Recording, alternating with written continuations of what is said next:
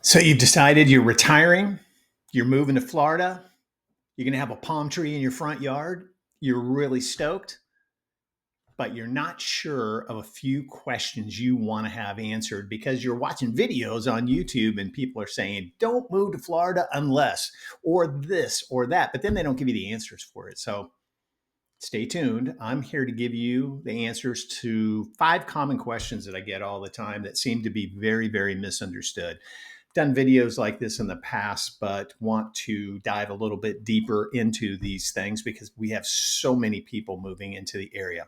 And oh, by the way, hey, my name's John Bice. I'm with eXp Real Estate, and I work with Ryan at the Florida for Boomers Network. Been with Ryan for about 10 years now. So as you can imagine, we've had a lot of people relocating here as baby boomers are retiring and want to come to Florida and live near the beach. So let's talk about these 5 things first. Property taxes. Whatever you see listed for property taxes on a resale home or a new construction home will not be your taxes. Let me repeat that. That will not be your taxes. Briefly, on new construction, let's say you sign a contract today for a new construction home and it's going to be finished in, let's say, January of next year. Okay, so that means every January properties are assessed here. So what you're going to see listed for property taxes is going to be on a vacant lot. It might say $700 for property taxes. So what will happen is we're in 2025 right now. If the home was finished in 2026, it's going to be assessed in January of 2026 once the home is completed. If it wasn't going to be complete until, let's say, March of 2026, you wouldn't be assessed until the following January, which would be 2027. So let's just go with January of 2026. It's completed. You are assessed. You'll get what we call a trim notice about property taxes that are going to tell you what your current property taxes are going to be. And it's going to go up because it's going to have a house sitting on that lot now. So that's what it's going to be assessed on, not just the vacant land, not just the vacant lot, but for the home that's sitting on there. So hopefully that answers some questions for you when you see these guys out there saying, my property taxes went up by $5,000. Well, no kidding, because they had assessed a vacant lot and you built a brand new home on it. I can tell you, and I always give the example, we've been in our current home since 2018. When we moved in here, our property taxes were $4,400 a year. They're now $4,700. And values have, I'm going to say, doubled since we purchased. So that's the way the property tax thing works. Now, we pay in arrears. So when you get that notice in November, if you pay it, you save, I think it's 4%, and it goes down each month. And you have until April, I believe it is, to pay it. Ours is with our mortgage, so it gets paid automatically in November. We pay in arrears. So in November, we're paying for the current year that we're in. Now, if you buy in a community that has the CDD fee, which is a bond that develops all of the land where everything is being built, that's paid in advance. That goes from October 1st through September 30th. That's part of your property taxes. Okay, so you have to know those things about taxes. Second, insurance, insurance, insurance. You got to do that research before you purchase a house. You got to know. And new construction homes, especially not in a flood zone, I get quotes all the time, 1,800, 2,000. Again, depending on the size of the home, the elevation of the home, there's several things. I am not an insurance agent, but you got to do the research. We're working on a transaction right now.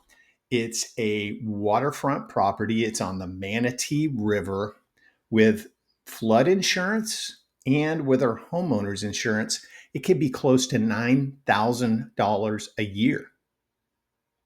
That's a lot. That's a lot to consider. So my homeowners insurance, we are not in a flood zone. We're paying approximately $3,100 per year. We live on a lake. We have a pool. We've done a lot of the upgrades that you need to do: new windows, new sliders, new garage door, new roof. We've done all those things. So about $3,100 per year. But you got to do that research. If, like the client that we're working with the buyers. Um, you have to have a insurance addendum as part of the contract. You don't have to, but you should if your agent is representing you properly. That says, "Hey, I'm willing to pay up to this amount for my homeowner's insurance, but if it exceeds this amount, hey, I want to be able to cancel this contract because I'm not going to be able to afford it." Okay. Again, not an insurance agent. You got a lot of things to look for first. How old's the roof? Did they have a wind mitigation report? What's the elevation of the house? Do they have a survey? Is their current policy assumable? All of those things you got to look into. Okay. Third, know the trends in the real estate market right now. Probably, and I hate to say this, but it's probably a horrible time to be selling because there's so much inventory. Great for buyers, but buyers know there's no such thing as the perfect house. It doesn't exist. You're not going to walk into a house, a community, an area, and everything, it's like the yellow brick road and you just walked in and it's perfect. It doesn't exist. You're looking for those things that are as close to what is very important to you as possible. The size of the home, the community. Is it a gated community, 55 plus community? Is it a gated golfing community? Is it active adult? What are the HOA fees? All of those things. So you got to be looking at the bigger picture, not just the home. Look at the community as a whole. The amenities, if that's important to you. Do you want something that's amenity rich, tons of activities, or are you don't really care about that? We don't have that in our area. We're in a country club area, but we don't have to belong to the country club. We're not gated. So those are all things that need to be explored as well. But know if you're in a buyer's market or a seller's market, because the buyers right now in our market, they're trying to look at 75 homes before they make a decision. And I'm exaggerating, of course, but I talk to people every single day. Yeah, this is really nice. We really like this home, but we've got 12 others that we want to go see. So you got to really start narrowing the focus down.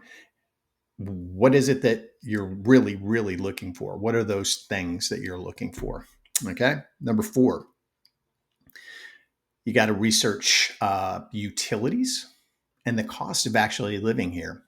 I've never lived in another state, really. I mean, I lived in Nevada for 6 years, but most of my life I've been in Florida. So I can't give you a comparison as to what it costs to live in Massachusetts or Connecticut or anything like that, or New York, California.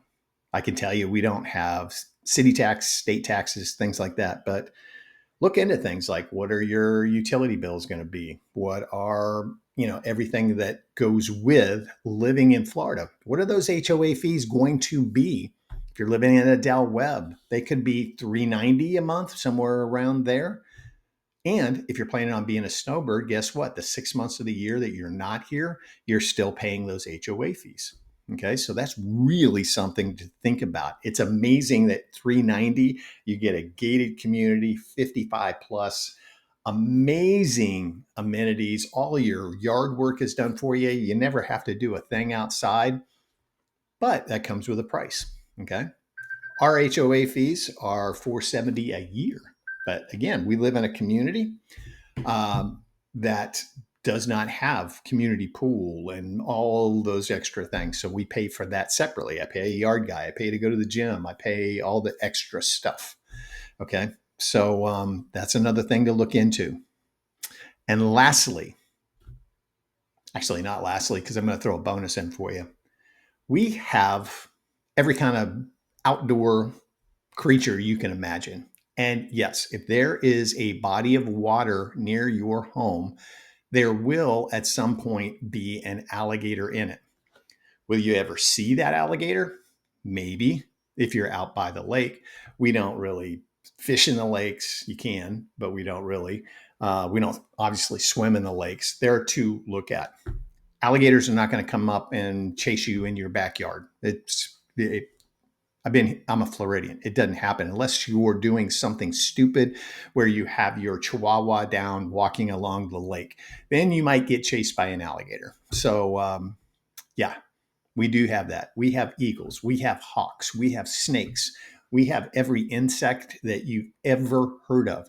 I have an amazing pest control company. I'm bug-ophobe. So make sure that our house once a quarter is sprayed outside, and we never see anything on the inside of our house. But you have to understand we have that stuff.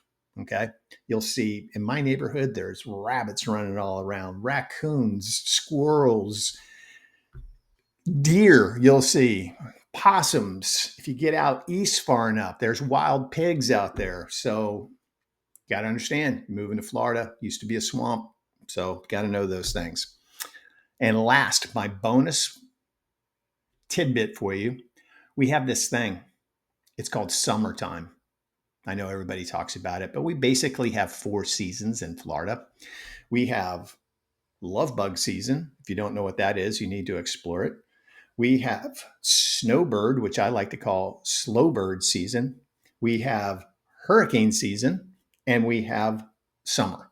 So you got to know when those are, what those are, and be prepared. Again, I'm a Floridian. I love it hot. I love it. I work out in my garage. I open the garage door and work out there. Love it. But some people, I mean, they walk outside and they start dripping sweat and it's like horrendous. So yes, we have probably at least 3 months, July, August, and September, where it's pretty brutal. It's in the 90s every single day. All right. But we have 6 months, November, December, January, February, March, and into April most of the time, where it is amazing, where nighttime you're in the 50s, during the day 75-ish, just absolutely spectacular. But if you're not a fan of summer and you're going to live here year round, you got to be aware of those things. Hurricane season, yes, we have it. We've had some unusual activity. First, I've lived here again almost my whole entire life. First direct hit ever that I've lived through last year. Yeah, last year. So yes, we have hurricane season. We stayed here, lost power for a couple of days. We have a generator. Boom, all good. Power comes back on, back to normal. Okay. So you have to take all those things into consideration. If you're even thinking about being close to the water, flood insurance and homeowners insurance is going to skyrocket. That's just the way it is right now. Understanding property taxes, understanding the current real estate trends, buyer's market, seller's market. You can't be in both. So where are we right now? Massive amount of inventory. We're in a buyer's market right now. So understanding the cost, your power bill, your water bill, your association fees, all of those things go into your budget. You want to know those things. So hopefully this helps. Try to keep it as short as possible. If I can answer any questions for you about the real estate market here in the greater Sarasota area, Lakewood Ranch, Parish, Venice, I'm here for you. Florida native, born and raised in St. Petersburg. So I can answer pretty much, I think, any question you got. All right. I look forward to hearing from you. I'd love to help you buy or sell a home here in the Sarasota area. I live in an area called Palm Air, if you want to know about that. Beautiful area, 3,500 homes, villas, and condominiums. And it was developed in the 80s, so the lots are bigger. Of course, the homes are a little older, but you can find some amazingly updated homes here. So give me a call, 941-962-7443. Shoot me an email, text me, schedule an appointment. Love to help you find your home here in paradise. Thanks so much. God bless, and I hope to hear from you soon.